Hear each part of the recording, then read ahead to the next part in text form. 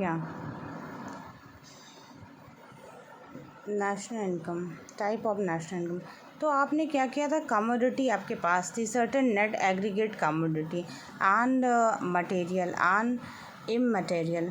तो आपके पास मटेरियल है, कमोडिटी है और कैपिटल इनकम है, capital of a country, capital है और नेचुरल रिसोर्सेज आपने यूज किए।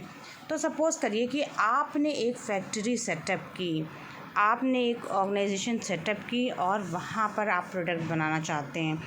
और मान लीजिए कि अयोध्या में आपने अपना बिज़नेस सेटअप किया, अब वहाँ पर आप भगवान राम की मूर्तियाँ बनाना चाहते हैं, अयोध्या रामलला। तो जब वहाँ पर अवैध कब्ज़ा हटाया गया, तो वहाँ पर अवैध कब्ज़ा हटाने के बाद काफ़ी लोगों को वहाँ पर पेमेंट किए गए पैसे, जो कि उन्हें एज ए वो भत्ता, जो कि मतलब उन्होंने कुछ दुकानें कैप्चर कर रखी थी और सरकारी ज़मीनें कब्जा कर रखी थी, उसके बाद उसे बराबर करके उन्हें मुआवजा भी दिया गया और उन रोडों को चौड़ा किया गया और वहाँ पर कई लोगों ने फैक्ट्री या बिज़नेस सेटअप डाले। अब वो बिज़नेस सेटअप, उसने मान लीजिए किसी ने फैक्ट्री डाली कि भगवान राम की मूर्तियाँ बनाने की या राम मंदिर का निर्माण करने की, जो राम मंदिर ऑलरेडी बना हुआ है उसका नक्शा बनाने की, और उस नक्शे को बनाने के लिए वो जो राम मंदिर है, राम मंदिर का एक ढांचा, एक साँचा कह लीजिए, उसको बनाने के लिए एक कंपनी सेटअप की और भगवान राम की मूर्तियाँ।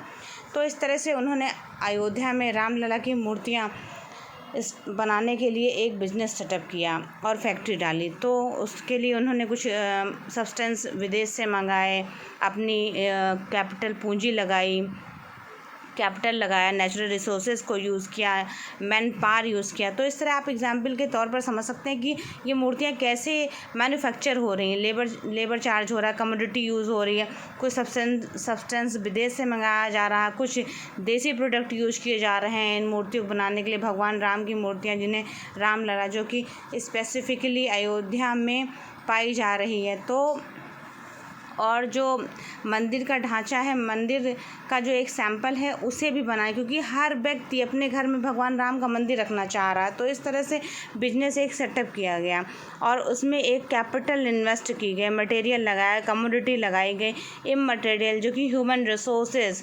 और टेक्निक्स लगाई गई। तो उन सबको मिलाकर इन्होंने एक बिज़नेस सेटअप किया। Type of national income, it is an the total measure of the flow of the goods and the services at the market value from current production during a year in a country. The total measure of the flow, total measures जो कि हम मापन करते हैं तो पाते हैं कि जो फ्लो है गुड्स और सर्विसेज का फ्लो है एट मार्केट, किसी भी मार्केट में गुड्स और सर्विसेज का फ्लो है resulting from the current production, और जो करंट प्रोडक्शन हो रहा है ड्यूरिंग अ ईयर, एक साल में किसी भी कंट्री में जो टोटल प्रोडक्शन हो रहा है और गुड्स और सर्विसेज का जो फ्लो है मार्केट में, उसकी market value resulting from the current production, वो उसकी market value including net income, और उसकी नेट इनकम को इंक्लूड करते हुए फ्रॉम अब्रॉड, और उसकी अब्रॉड से जो इनकम हो रही है।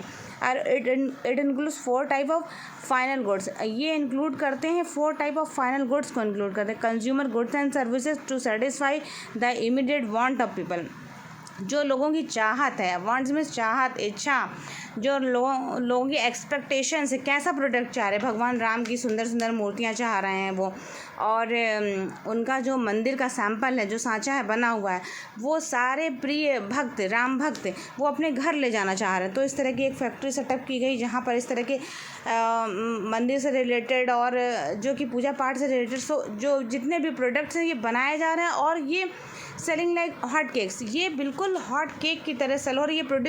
प्रोडक्ट इतने डिमांड में है कि जो भी लोग जाते हैं वो भगवान राम की मूर्ति लेकर आते हैं, और भगवान राम का जो मंदिर बना हुआ है वो भी घर लेकर ज़रूर आते हैं और अपने मंदिर में रखना उसे पसंद करते हैं। देखिए ये मूर्ति है अयोध्या के रामलला की।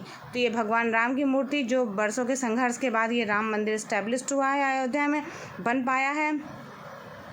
बहुत सालों तक जिसका संघर्ष हम बहुत सालों से करते आ रहे हैं, न जाने कितने सालों तक, 40-50 साल से हम लोग मुकदमा लड़ते आ रहे हैं।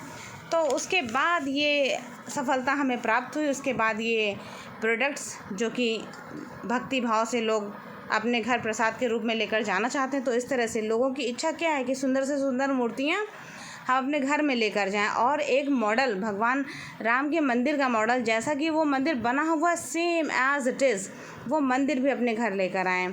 तो ग्रॉस प्राइवेट डोमेस्टिक इन्वेस्टमेंट, ये मैं आपको एक एग्जांपल के तौर पर बता रही हूँ कि इस तरह से प्रोडक्ट और कंपनियाँ सेटअप हो रही हैं और अपने नए नए प्रोडक्ट लॉन्च कर रही हैं और उन्हें फॉर्म कर रही हैं और न्यू बिज़नेस को जनरेट कर रही हैं नए नए एरिया में।